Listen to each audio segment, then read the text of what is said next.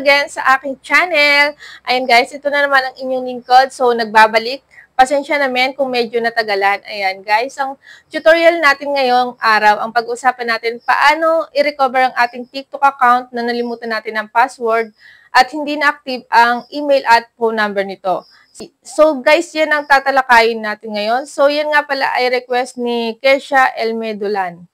Ayan guys, so maraming salamat sa iyong request. Ayan, at sa mga hindi pa rin nakakaalam at baguhan, ayan guys, so para sa inyo rin ang video na ito. So tapusin nyo para baka makatulong din sa inyo ang tutorial na ito. So kung bago ka nga lang dito sa channel ko, huwag mo kalimutan mag-like, share, and subscribe. Ayan, para lagi kang updated sa mga bago ko pang upload. So tara guys, hindi na natin to patatagalin. Tara na, let's go! Punta tayo guys sa ating mga TikTok apps. Ayan. Then, pindutin natin ang profile natin sa ibaba sa kanan. Click lang yan. Tapos, pindutin natin ang login. Tapos, may lalabas guys na ganyan. So, ang piliin natin dyan guys, itong use phone, email, at username. Ayan. Click lang natin yan. Then, pindutin natin itong guys sa itaas sa kaliwa, yung question mark. Tapos, piliin natin ang recover your account. Ayan, pindutin lang natin yan guys.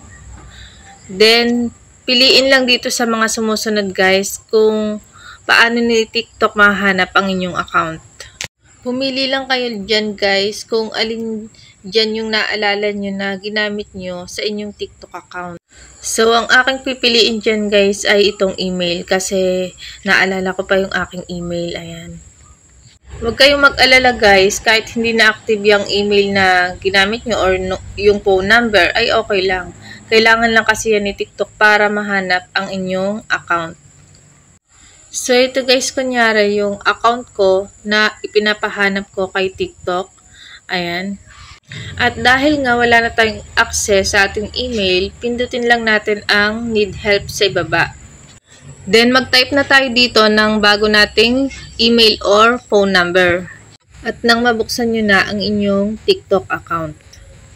Then, syempre, kapag nag-send na ng code si TikTok sa inyo, ilalagay nyo lang dito ang 6-digit code.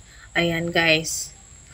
So, yan lang guys. Hanggang dito na lang. Ayan, kung nakatulong sa inyo ang video nito, huwag kalimutan mag-like, share, and subscribe.